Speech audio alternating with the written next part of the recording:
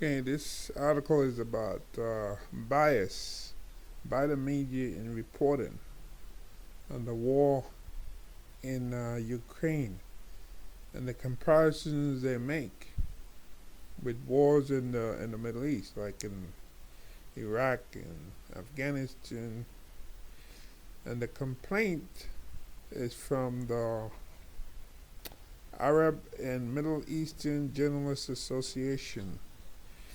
And they say here Russia's invasion of Ukraine has sparked rolling news coverage from across the world. But while there has been praise for the underground reporting, especially in debunking widespread propaganda, aspects of the language used by various elements of the media has been criticized in some corners. In a statement over the weekend, the Arab and Middle Eastern Journalists Association, the acronym is AMEJA, AMEJA, a U.S. non-profit group, condemned what it described as the Orientalist and racist news coverage, particular with regards to how journalists have compared the conflict in Ukraine to that seen in the Middle East, which it says ascribes more importance to some victims of war over others. The organization, which took aim at use of words such as civilized to describe Ukraine, in apparent contrast to Middle Eastern countries that have experienced conflict in the recent past, cited several examples of explicit bias from across the media landscape when it came to reporting on the wars in Ukraine, including the likes of CBS News and Al Jazeera. And let me just pause here to say Al Jazeera is a news media that operates out of Qatar, Doha, Qatar. It's owned in part by the government there.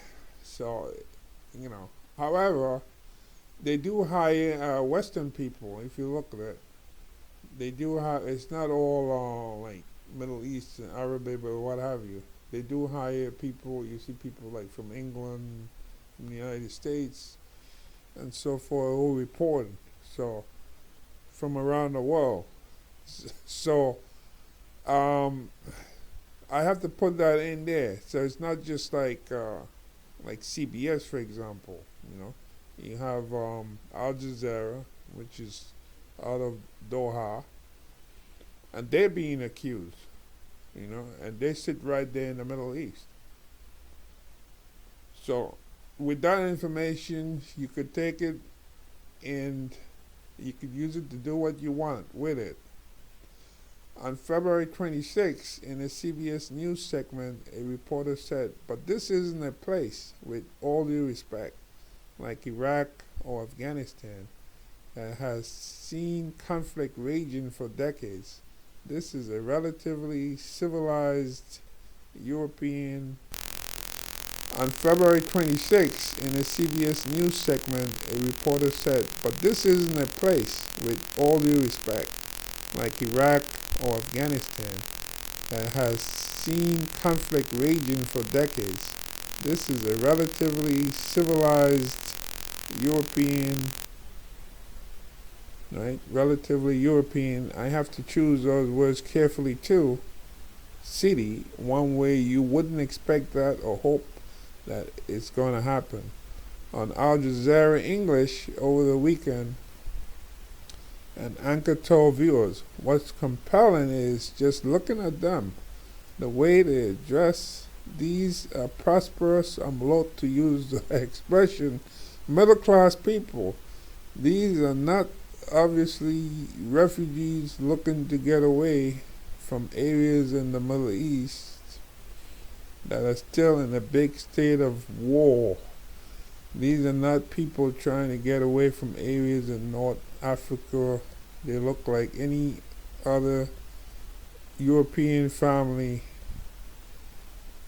would live next door I remember back in 1991, let me put this in there, Desert Storm, remember that? Desert Storm. That was the war under the first George Bush, the father. And he went into Kuwait to liberate Kuwait, you know. So you can imagine what went on there. And if you know anything about Kuwait, Kuwait is very prosperous. I happen to know some people who work there, like from the Philippines, and some of the buildings they worked in, the people actually have elevators in their homes. Yeah, elevators inside their homes. I'm not talking about like a residential building with lots of floors. I'm just talking about like a family home, and they have elevators to go from one floor to the other. So these are beyond middle class. These are like some rich people there. And some of the jobs they're working are like regular jobs. You know, one woman, I think she was working at the airport in some capacity or so forth. I mean, that's not the kind of job you expect somebody to be rich. But however, because Kuwait is a small country in the economy, and if you look at the value of the Kuwaiti, I forgot the currency, but I think it's the dinar, they call it the dinar. If you look at that value to the U.S. dollar, their money is actually worth more than the U.S. dollar. Yeah, maybe 5 or 8 times more. Maybe when you change one of their dinars, you probably get like 5 or 8 U.S. dollars. You know? Yeah. So these are some rich folks, and they had a war over there to push out Saddam Hussein. So everything is not like, you know, like people would think, like in Iraq or what have you, or so forth. And under Saddam Hussein, when he was there, Iraq wasn't really doing that badly. No. It's when he was forced out, that's when you had a lot of problems, and you create a lot of like refugees and so forth. But other than that, Iraq was doing relatively well at the time with the oil and so forth, you see. But when the U.S. went in there the second time around, I'm talking about, not during Operation Desert Storm, but when they went into Baghdad under the second Bush, that's when there were lots of problems. You created a lot of refugees, a lot of instability, a lot of suicide bombings, stuff like that. A lot of stuff was taking place. Now, this is very different from Afghanistan. Afghanistan is totally different from like Iraq and Kuwait. See? So let's go back to the article. In an article in UK newspaper, the Daily Telegraph, a journalist wrote, "They seem so like us. This is what makes it so shocking. War is no longer something visited upon impoverished and remote population. It can happen to anyone." You see? Yeah. So when they say war is no longer a war with something visited upon impoverished and remote population, yeah, you think of Kuwait. Kuwait wasn't a poor and impoverished population, right? But they did have a war there, you know? Yeah, they did have a war. And many of those people are still rich in Kuwait. You know, they hire lots of maids. They hire maids from the Philippines and different parts of the world. Meanwhile, a reporter on French 24 news channel BFM TV said, "We are not talking here about Syrians fleeing the bombing of the Syrian regime backed by Putin. We are talking about Europeans living in cars that look like ours to save their lives."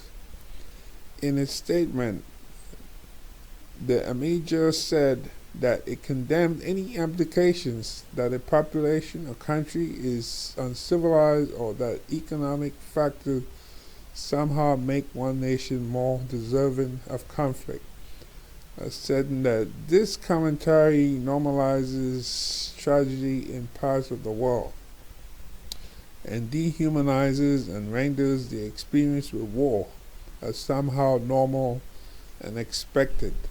The examples cited by the organization join a growing number being circulated on social media that commentators have been using to highlight their disgust at the apparently racist undertones in some reporting. Among them, an NBC News segment in which the reporter told the channel, to put it bluntly, these are not refugees from Syria. These are refugees from Ukraine. They are Christians. They are white. While on the UK channel ITV, a journalist commented, the unthinkable has happened. This is not a developing third world nation. This is Europe. Newsrooms must not make comparisons that weigh the significance or imply justification of one conflict over another. Civilian casualties and displacement in other countries are equally as abhorrent as they are in Ukraine, said the AMEJA. In order to prevent such explicit bias, we call on newsrooms to train correspondents on the cultural and political nuances of regions they're reporting on, and not rely on American or Euro-centric biases. Inaccurate and disingenuous comparisons only serve to inflame stereotypes and mislead viewers, and they ultimately perpetuate prejudicial responses to political and humanitarian crises.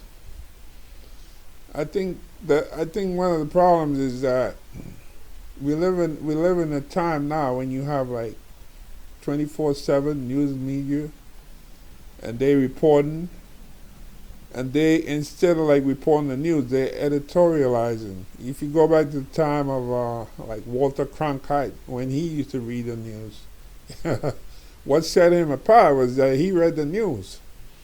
And at the end, he used to say something like, and this is the way it was, at the end of his newscast, and this is the way it was, and he gives a date or something like that. You know, that's how it was. And the only time he did editorialize, when he did, was when he went to Vietnam, right? And he saw what was going on in Vietnam, and he saw the inhumanity taking place over there, you know, and he called it out. And he called out that this war, this is a stalemate. You're not winning. I mean, you know, at the time, they were telling President Johnson that, the military was telling him, Westmoreland, who was the general sent to Vietnam, and asked for more troops and all that stuff. Yeah, we're winning, Mr. President. But that's not true. And President Johnson said, you know, when Walter Cronkite comes out and he says, this is a stalemate, we're not winning. If I have lost Walter Cronkite, I have lost the war. I've lost America, and that's it. And after that, Johnson declared that he would not run for re-election. Yeah. Johnson said, I will not accept any nomination. I will not run again. Or accept your nomination for the presidency of the United States of America. And President Johnson stepped down. Yep, he stepped down. But we're not living in the age of Walter Cronkite. We're living in 24/7 news medium and so forth, with everybody's trying to get over another. So you have a lot of editorializing. And yeah, this is wrong. definitely wrong. You know, I especially use the word civilized, because where was the, according to, if you go back to, anthropologists or what have you, Mesopotamia, that was a civilization. That was the seat of civilization, and I'm going to refer that too. I'm going to pull something up and show that. Yeah, that's where civilization was. While in Europe, people were still living in caves.